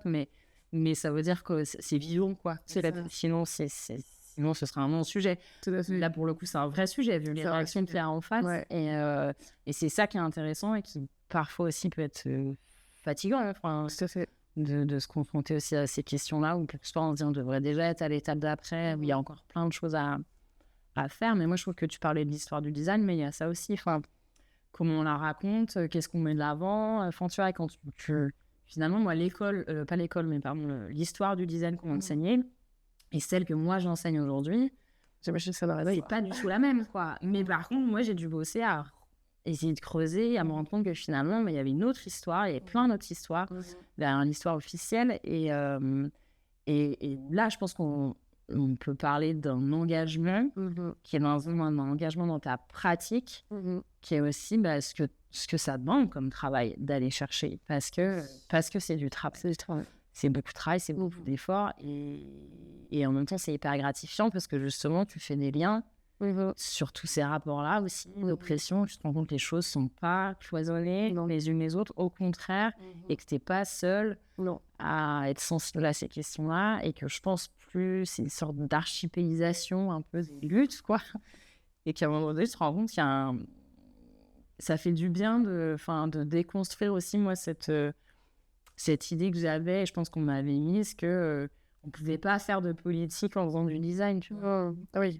Et finalement, je trouve que le design est politique depuis le jour 1, depuis le départ. Puis on peut savoir... et politique. Oui, puis pareil, l'histoire, on la raconte à partir de quelle date, tu vois, mais Et donc, je pense que c'est ça qui est intéressant. C'est que finalement, à un moment donné, ce maillage-là, tu te rends compte que c'est des questions qui brassent plein de gens, plein de disciplines différentes, plein d'aspects du design, et qui font réagir, et qui, du coup, moi, pour le coup, donnent la légitimité à ce travail-là de dire que c'est particulièrement actuel, quoi. Comme registre. C'est très actuel. Comme posture, quoi. Ouais. Bah, ça me permet d'enchaîner sur un peu les... Est-ce que tu as des projets que tu as portés, que tu portes, ou alors que tu as pu découvrir, où tu as l'impression que tu incarnes vraiment tes valeurs, ou en tout cas, tu essayes d'incarner tes valeurs? Des projets que moi, j'ai fait? Ouais.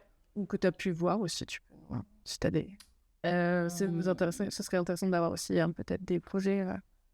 Ouais, alors des projets que j'ai fait, ta petite prise de la prise électrique.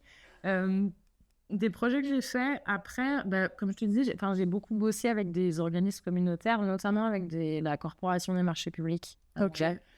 Où on a essayé de développer là, c'est plus des projets de micro-architecture. Qui étaient développer des kiosques de marché qui s'inséraient dans un circuit court avec des serres, en tout cas qui étaient proches, gérés par des associations communautaires, et qui s'inséraient dans des quartiers défavorisés, ce qu'on appelait au Québec des déserts alimentaires, où il y avait très peu d'offres alimentaires et très peu d'offres alimentaires de qualité et accessibles. Donc, on a travaillé en fait à concevoir et fabriquer ces kiosques-là dans différents quartiers. C'était assez chouette, parce que là, on mélangeait aussi plein de... Enfin, on venait une intersection, en tout cas, de plein d'enjeux, à la fois écologiques, de santé. Et donc, voilà, j'ai travaillé sur ces projets-là. Mais je trouve que, pour moi, le projet qui a fait le plus de sens, et qu'on pourrait considérer comme pas vraiment un projet de design, même si moi, je pense que oui, mais... et j'ai co-fondé, j'ai présidé pendant quelques années, enfin, il y a 2-3, je me perds aussi, 2-3 ans, la coopérative Madame, qui est donc le mouvement autogéré des artistes et artisanes montréalaises, qui est la première coopérative de femmes artistes artisanes au Canada. Et en fait, ce qui était assez intéressant avec ce projet, c'est que pareil, il y avait une convergence de lutte qui a donné naissance à ce projet-là, qui était à la fois aussi une pression énorme qu'on subissait d'un point de vue immobilier et de spéculation immobilière, où nos ateliers, qui étaient quand même assez centraux dans la ville de Montréal, étaient en train de se faire expulser petit à petit au profit des nouvelles technologies et des GAFA de ce monde, GAFAM, je pense pas bien. Et donc, on était en train d'être vraiment chassés en dehors des centres-villes, ce qui posait beaucoup de problèmes pour des artisans et des artisanes qui sont souvent précaires dans la gestion aussi de conciliation travail-famille, etc. Et dans cette idée aussi on veut garder la culture du faire dans les villes, quoi. Donc, il y avait à la fois cette urgence-là, et il y avait aussi ce besoin, en fait, de se retrouver en mixité choisie entre femmes ou personnes qui s'identifiaient comme femmes pour mutualiser et nos besoins et nos savoirs, et de créer aussi un patrimoine bâti de machines-outils qu'on avait envie de posséder, notre lieu de création et nos outils de création. Et donc, on a pu acheter un bâtiment pour faire nos ateliers. Wow. Il y a eu plein de travaux. On a travaillé avec une firme d'architecture qui était une coopérative, etc. etc. C'était un projet qui était très compliqué à monter, à financer.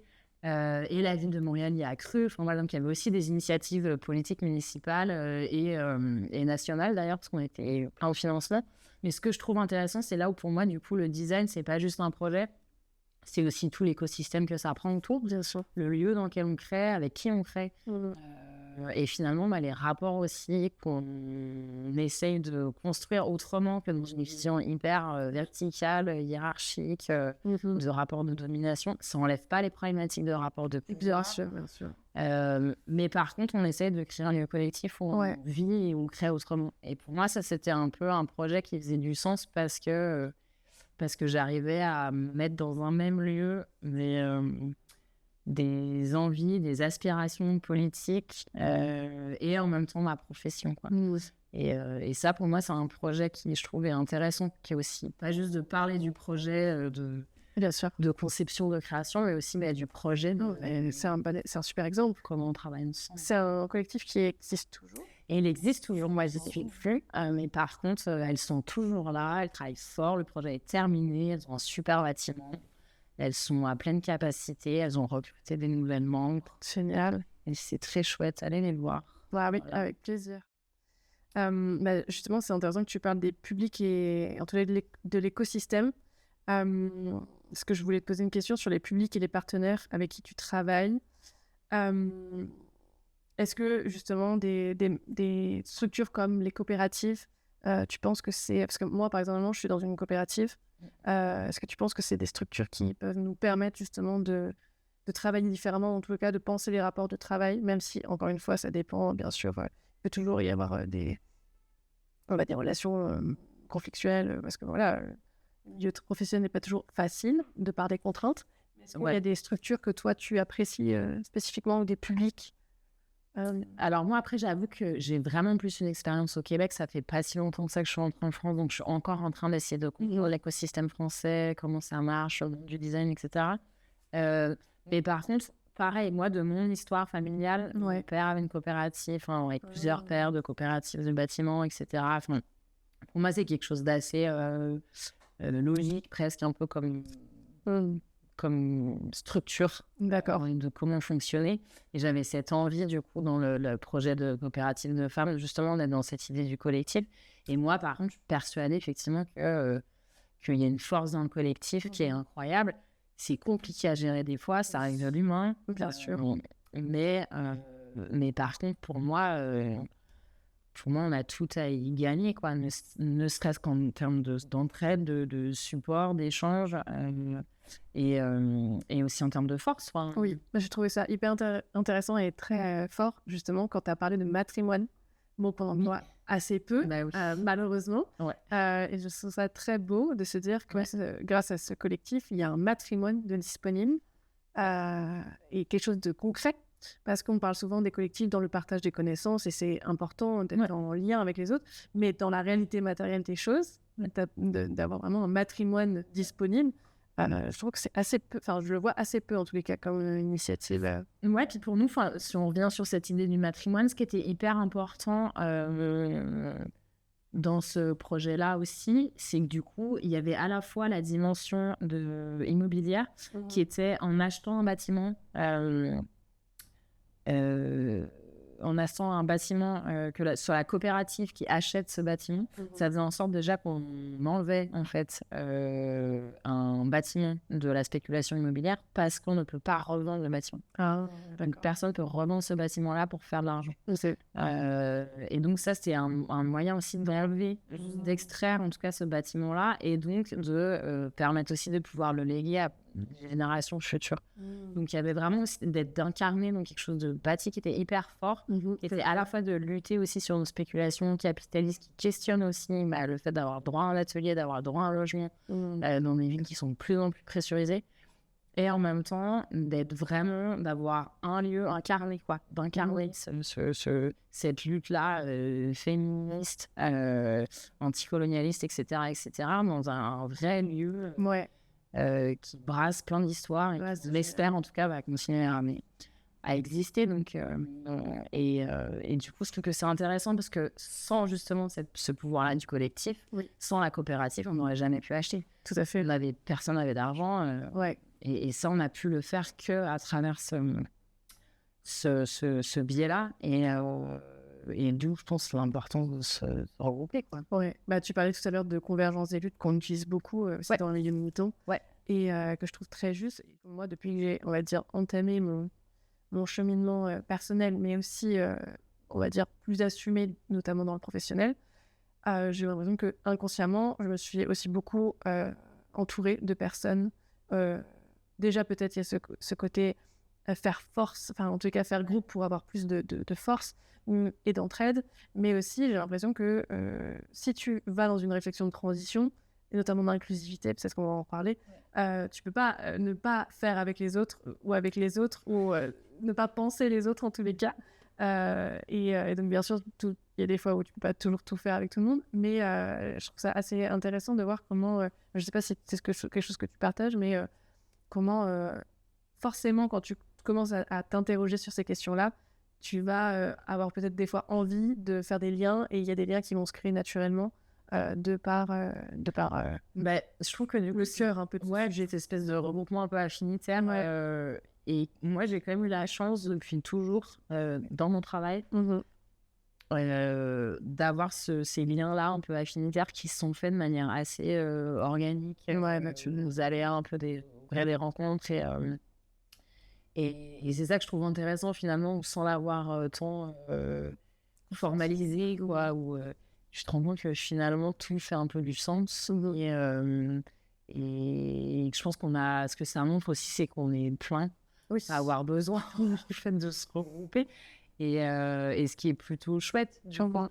Et dans cette idée aussi d'inclusivité, c'est aussi de comment travailler ça au sein de nos propres rapports collectifs, quoi, qui ne sont pas dénués de biais genrés, racistes, etc. Et du coup, je trouve que plus il y a de voix, plus ça peut être conflictuel, plus il y a de la friction. Mais je trouve que c'est aussi de ramener l'idée du conflit.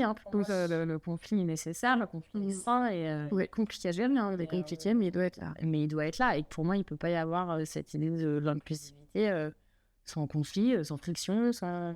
Oui.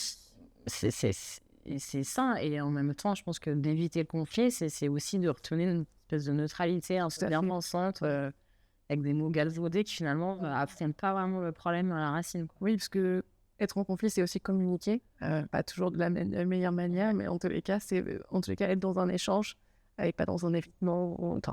Oui, puis d'accepter que voilà, on n'a pas tous les mêmes référents, les mêmes normes, mais qu'est-ce qu'on construit ensemble. C'est compliqué de construire ensemble, hein, c'est sûr. Pas facile. Ouais.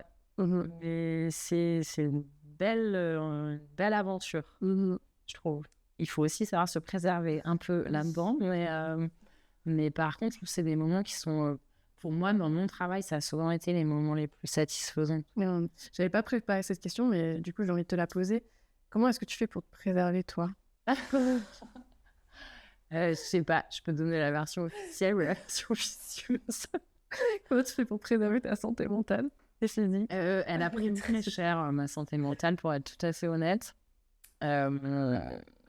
J'ai du coup, comment je dirais, non, je me suis pas préservée. Ok.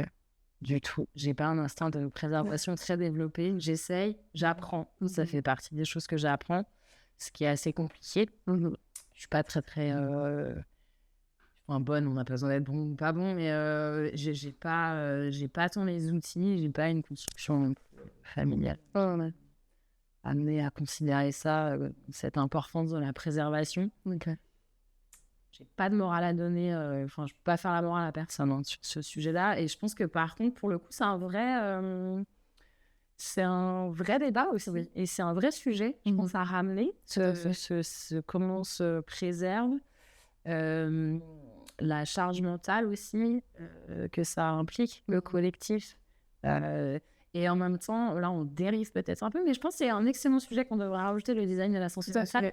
Mais on fera un épisode spécifique. Parce que pour moi, la santé mentale, pareil, toutes les problématiques de santé mentale ne sont pas en dehors du système. Non, totalement. Et du coup, je trouve que voilà, il y a plein de choses à aller creuser là-dedans pour un autre épisode. Et je voulais te demander aussi comment les projets que tu as proposés, notamment le projet du lieu matrimoine collectif, comment ces projets ont été reçus par le public? Tu vois, des personnes extérieures? Ouais, alors ça a été assez intéressant. Autant on a eu un accueil des pouvoirs publics et politiques assez impressionnant. Je ne m'attendais pas à un si bon accueil. Je pense qu'en même temps, on est tombé un peu vraiment dans un moment qu'il fallait, quoi, où ces sujets-là étaient un peu tendance. Au Québec notamment, et tant mieux pour une fois que ça allait, on va apprendre l'ouverture, mais non, je pense que le mot matrimoine a été un mot, quand on l'a sorti, je pense que tout le monde était fait son petit effet, quoi. Et donc ça, c'est plutôt chouette parce qu'on est vraiment arrivé à un moment où politiquement, en tout cas, ça a fait écho. Et par contre, alors c'est assez intéressant, en fait, Globalement, la majorité des femmes artistes artisanes ont trouvé ça génial. On a eu vraiment énormément de soutien, énormément de retours.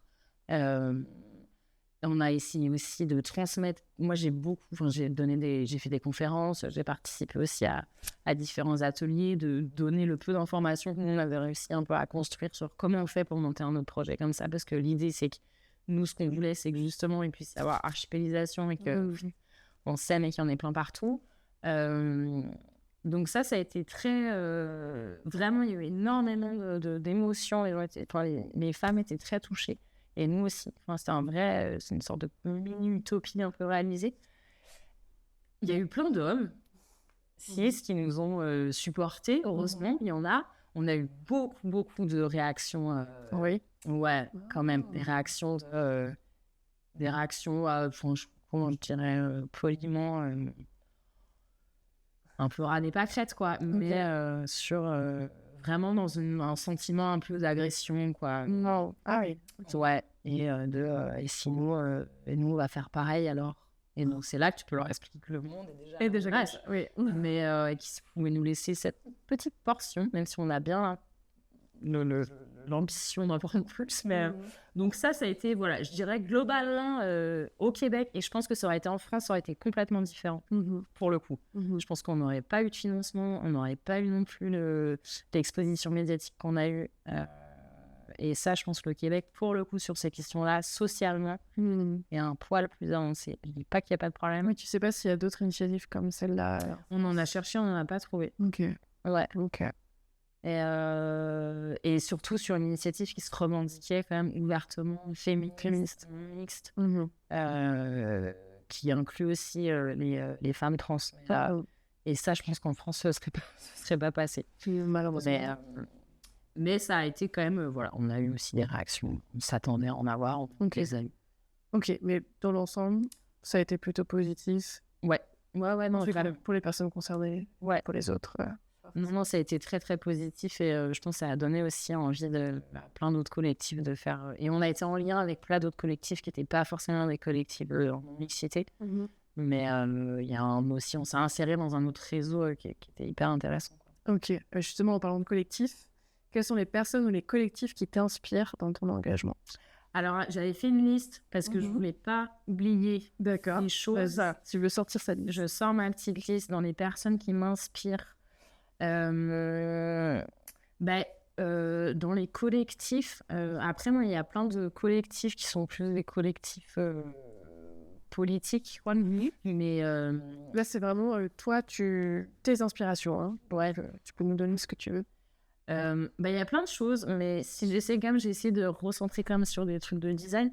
Il y a un collectif belge qui s'appelle Design for Everyone, qui justement s'attaque à la problématique de l'exclusion sociale dans l'espace public. Je trouve qu'ils ont une pratique hyper intéressante, à la fois en termes de comment ils diffusent l'information, avec beaucoup d'humour aussi parfois, et comment aussi ils ne sont pas juste sur de pointer du doigt, mais comment ils interviennent aussi sur site en hackant du mobilier dans les transports pour montrer aussi que du coup c'est du mobilier qui est exclu. Donc ça, c'est un collectif que je trouve assez chouette. Après, il y a le travail de Geoffrey Dorn que j'aime beaucoup, qui n'est pas du tout mon domaine, ce qui est UX UI. Je suis vraiment au milieu de ce truc-là. Mais par contre, je trouve qu'il a une pratique, une éthique dans son travail qui sont hyper intéressantes. Comment aussi il choisit les clients avec qui il travaille, financièrement aussi, il y a des choses qu'il va faire pro bono. Enfin, je trouve que du coup, il y a tout un travail qui est hyper intéressant, hyper inclusif, et qui du coup, traite aussi de tous ces enjeux-là dont on a discuté. J'aime beaucoup le travail d'un jeune designer qui s'appelle Yassine Ben Abdallah, qui travaille beaucoup autour de justement l'identité culturelle, l'histoire culturelle et la mémoire en fait des peuples opprimés, notamment il travaille entre la Réunion et les Pays-Bas. Et il a fait tout un travail sur cette question-là de quelle histoire on préserve, quelle histoire on immortalise, et il décide aussi de conserver, notamment dans les musées, que ce sont dans les productions matérielles des maîtres et pas celles des esclaves. Donc, je trouve qu'il s'insère dans une production qui est hyper intéressante, qui brasse aussi ces questions-là. Je sais pas, il y a Dash et Zephyr aussi, qui parle du design et de la créativité, qui est hyper intéressant. Il y a Rural Studio, qui est une école slash labo d'architecture en Alabama, qui, pareil, je trouve hyper intéressant dans sa production. Et tout ça, en fait, montre à quel point c'est un potentiel créatif incroyable. Tout à fait. Est-ce que tu as des ressources, livres, podcasts ou des livres, même des vidéos à nous recommander pour creuser ces sujets-là? Ouais, j'ai une grande liste. Après, je pourrais vous la mettre. Après, on peut aussi les Voilà, diffuser peut-être. sur le lien. Mais je trouve que sur des questions aussi, ou des médias qui sont accessibles en français, il y a The Funambulist Magazine, traduit en français depuis pas si longtemps que ça, qui traite de toutes ces questions pour architecture et colonialisme notamment, mais qui va aussi plus loin, qui est hyper intéressant. Kenaïs Ben Lagdar, qui est un livre sur l'appropriation culturelle, qui est une belle entrée assez accessible pour comprendre aussi ces enjeux-là. Qu'est-ce que je vous ai mis? Il y a La Grande Révolution domestique de Doris Eben, justement, de ramener aussi tout le travail et la contribution des femmes dans l'architecture, l'urbanisme, le bâti, quoi. Ouais. Qu'est-ce qui... Un dernier truc, et qu'est-ce qui, moi, m'intéresse peut-être plus d'un point de vue aussi d'enseignante, mais pas que, la majorité des ouvrages de Bell Hooks. Bien sûr. Bell Hooks, référence ultime, qui, moi, m'ont beaucoup aidé dans ma compréhension, mon travail aussi, ma remise en question de mon enseignement. Oui, moi, je sais que je suis un peu comme toi, je m'inspire beaucoup d'écrits qui ne sont pas pour le design. Ouais. Mais qui ont été écrits sur ces sujets-là, exact. Et que je fais infuser et qui, pour moi, sont totalement pertinents. Ouais. Oui, puis c'est ça qui est intéressant, c'est qu'on trouve ces liens-là entre plein de disciplines. Et justement, je pense que la pratique interdisciplinaire et la posture interdisciplinaire dans le design, elle est d'autant plus riche, quoi. Tout à fait. Selon toi, quelles seraient des actions simples pour les designers, designeuses qu'on peut faire pour aller vers un design plus inclusif? Je pense qu'après, ça revient un peu à ce qu'on a dit, qui est un travail qui, à mon sens, part aussi déjà de soi. Qui est donc de faire ce travail sur soi, quoi. Et qui, forcément, il y a un travail qui bouscule un peu. Je pense qu'il y a vraiment cette idée du temps qui est un peu compliquée dans lequel on vit, de ramener cette temporalité, cette lenteur, que ce soit dans une formation. Je pense que les étudiants sont étudiantes sont beaucoup pressurisés aussi. Donc, il y a à rendre et à produire, et ce qui est contre-productif, moi, je pense, pour plein de choses. Et nous aussi, dans nos pratiques, bien sûr, souvent pressurisés. Et je trouve que du coup, de se laisser le temps, c'est compliqué, en fait. C'est compliqué de déconstruire, c'est compliqué d'articuler des nouvelles pensées, c'est compliqué de comprendre. Et du coup, déjà, de se donner le temps de se poser des questions.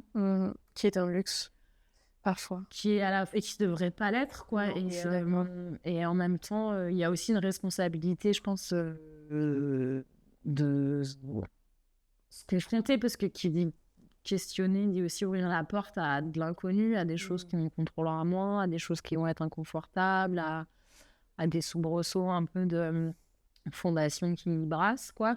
Mais je trouve que déjà, d'amener ça, même dans la pédagogie, quoi. En fait, ça devrait aussi être un outil de conception, de prendre le temps de se questionner, de remettre aussi en question... en fait, pour qui je conçois, essayer d'envisager, est-ce que en faisant ça, à qui j'exclus, quoi, à qui je sers, quel rapport je sers, quel rapport je desserre, de poser un peu toutes ces questions-là, même si et j'ai pas je pense qu'il n'y a pas de fiche à cocher pour arriver au projet le plus inclusif possible. Je pense qu'il y a quand même il y a aussi des repères à voir, et ils existent, on peut les trouver assez facilement quand même sur plein de réseaux. Et je pense que pour moi, il y a vraiment à la fois prendre le temps, d'essayer de prendre le temps, en tout cas de ne pas éviter ces questions-là, parce que je pense qu'il y a quelque chose de très intuitif, souvent d'instinct, où on le sent quand on est en train de partir dans la mauvaise direction, quoi. On le sent et c'est plus facile d'oublier cette petite voix, et moi la première. Et donc, je pense que c'est aussi d'écouter ça, de se confronter aussi à cette posture d'honnêteté, en tout cas d'être vraiment honnête le plus possible et lucide, et la vraie honnêteté, hein, et celle qui fait qu'on a un miroir qui ne nous renvoie pas forcément un reflet merveilleux, mais qui est vraiment dans cette honnêteté, cette lucidité, cette curiosité. Moi, c'est ce que j'essaie de pousser les étudiants et les étudiantes à faire, c'est de sortir, quoi. Sortir du cadre de l'école, sortir du cadre de l'ordi, et de vraiment dans cette d'aller voir, de regarder, écouter des autres, la vraie personne, les vrais gens dehors, et pas ce qu'on voudrait faire rentrer dans la case qui nous arrange. C'est un peu ça, je pense, d'aller... pour moi, c'est déjà des choses hyper accessibles, pour le coup, et qui sont des outils, je pense, importants pour se laisser contaminer, quoi. Contaminer aussi par ce qui n'est pas nous. Et c'est intéressant ce que tu dis sur les étudiants. Moi, je suis assez affligée de voir, surtout en première année, deuxième année, quand ils sortent du lycée. Tu sens que des fois, ils font les choses, pas vraiment pour apprendre, mais pour être validés. Tu vois, pour être... parce qu'on nous apprend. Exactement. Et moi, c'est quelque chose que j'interroge beaucoup ton but dans la vie, c'est pas que moi, je te valide en tant que personne. C'est que tu exprimes quelque chose. Il y a plein de formes d'expression. Mais du coup, je trouve ça hyper intéressant. La notion de temps, c'est quelque chose que j'aurais bien envie de... Peut-être un autre épisode là-dessus. Le design et le temps. Le design et le temps. Non, mais je trouve qu'après, il y a vraiment ce qui est intéressant dans le... Parce que c'est ce que tu dis, c'est qu'on est tellement formaté que quand on nous amène à penser autrement ou à choisir un autre... En tout cas, on nous propose, on ouvre une porte en tout cas sur autre chose. C'est sûr que ça vient aussi ébranler nos convictions, ébranler le peu de choses qu'on pense avoir acquises, quoi, et qui sont acquises. Mais et je pense que dans ce travail-là, de travailler ces enjeux, de se confronter aux mutations sociales et de se questionner finalement, mais quel monde on veut concevoir, quoi. Et en fait, est-ce que je pense que je suis en train de se taire ? À quel monde je suis en train de participer. Et en sachant que par contre, on peut aussi ramener la problématique de l'argent, la problématique de il faut bien vivre, que des fois c'est compliqué de mêler éthique et réalisation de projet. Enfin, c'est une vraie question aussi, quoi. Et je pense que c'est vraiment malhonnête de prétendre qu'on peut faire du design et être éthique et bien vivre. Et voilà. Et je pense qu'il y a aussi des trucs hyper terre à terre. Surtout dans le système actuel.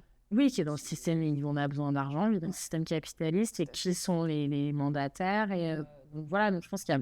C'est un autre sujet encore, mais... Tu peux pas être le petit poisson tout seul dans la... Non, mais par contre, je pense que ça enlève pas la responsabilité de se poser ces questions. Bah justement, que réponds-tu à ceux et celles qui te disent « ce n'est pas un vrai sujet » ? Et si j'étais dans une salle de classe, je prendrais le temps de déconstruire et d'amener aussi à comprendre, d'ouvrir des portes sur une compréhension du monde peut-être plus complexe et déstabilisante. Si je n'étais pas dans une salle de classe, j'aurais tendance à dire qu'on ne vit pas dans le même monde et je ne défends pas le sien. Mais et que là encore ça ramène le fait que si pour toi c'est pas un vrai sujet, sur le champ de bataille on sera pas dans le même camp, quoi. Enfin... Oui, je te pose cette question parce que moi c'est déjà une réflexion qu'on m'a faite en workshop sur le design et le genre. Mais moi je l'ai eu en classe, hein. Ouais. Et j'étais assez pour être honnête, j'étais assez déstabilisée quand cette question-là soit énoncée par un étudiant. Sur des questions de féminisme et d'identité de genre. Et j'étais assez désarçonnée parce que naïvement, je pensais qu'ils étaient plus en avance. En tout cas, ils avaient déjà amorcé des questions que nous, on n'avait pas amorcées à leur âge. Et en même temps, j'ai trouvé ça, à la fois dans un contexte pédagogique, j'ai trouvé ça très sain qu'ils puissent l'exprimer.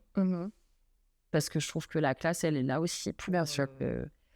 pour accueillir aussi toutes ces remarques-là et après comment on travaille ensemble. Et ça montre que ouais, c'est encore un sujet d'actualité. Et moi, je pense que je l'ai fréquemment. Hein. Enfin, soit des gens qui ne veulent pas tant réfléchir ou soit des consorts. Je pense que dès qu'on touche aussi à l'anticolonialisme, là, c'est vraiment branle-bas de combat, tous les boucliers sont dehors. Et ce qui, moi, me fait juste me conforter dans l'idée que c'est un vrai sujet. Bien sûr. Voilà.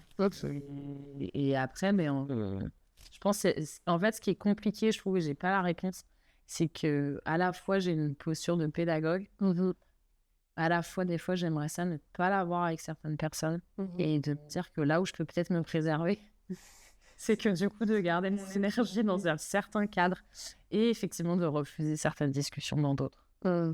Ok, très bien, merci beaucoup. Et pour finir, le mot de la fin, quel message tu aimerais faire passer à nos auditeurs riches? Les mots de la fin, alors j'avais essayé de garder en tête cette citation. C'est un peu cliché de finir avec une citation, mais quand même, je trouve ça quand même intéressant. C'est ton épisode, tu fais ce que tu veux. C'est vrai, c'est chou. Qui est cette citation d'Audre Lorde, qui est, elle est assez connue, mais que les outils du maître ne détruiront jamais la maison du maître. Et ce que je trouve intéressant dans cette citation, c'est qu'elle amène aussi cette idée de la reconfiguration du rôle avec une certaine urgence et dont le design n'est pas exclu. Et ce que je trouve intéressant, c'est qu'à la fois le design a cette chance, dans un sens incroyable, de à la fois devoir et pouvoir se reconfigurer aujourd'hui. Et je pense que cette reconfiguration-là, elle touche plein de sphères de nos vies et des systèmes dans lesquels on vit. Et pour moi, ce changement-là, cette transition, cette transformation, elle peut se faire aussi qu'à travers la création de nouveaux outils, de nouveaux langages, de nouveaux imaginaires collectifs, de nouvelles normes, de nouvelles références, peut-être même plus de normes d'ailleurs. Et je trouve que c'est du coup cet exercice de faire un pas de côté. Et des fois, on s'appuie sur les outils du maître parce que c'est ce qu'on maîtrise, c'est ce qu'on connaît, ouais. C'est ce qu'on connaît. Et des fois, ça marche un peu pour renverser le système, des fois temporairement, ou renverser en tout cas certaines choses. Mais je pense qu'il y a vraiment cet appui qui finalement peut plus nous desservir qu'autre chose. Ouais. Et d'où de finir sur une note quand même positive qui est du coup il y a un potentiel créatif incroyable en fait, dans le fait de pouvoir justement développer des nouveaux outils, des nouveaux concepts, articuler plein de disciplines ensemble, de questionner nos référents esthétiques, pour qui on travaille. Et je trouve qu'il y a quelque chose d'assez assez beau, mais pour moi, ça implique forcément une certaine destruction. Oui. Pour reconstruire après. Ok. Voilà. Très bien. Merci beaucoup. C'était une très belle citation. Merci. Merci à toi. C'était vraiment passionnant, très riche. Merci de nous avoir écoutés. Que vous soyez sur YouTube, Spotify, Deezer ou ailleurs, abonnez-vous, laissez-nous un commentaire, allez écouter les autres épisodes et surtout, partagez autour de vous. Ça nous fait toujours chaud au cœur. Et à très vite dans Design ta mère.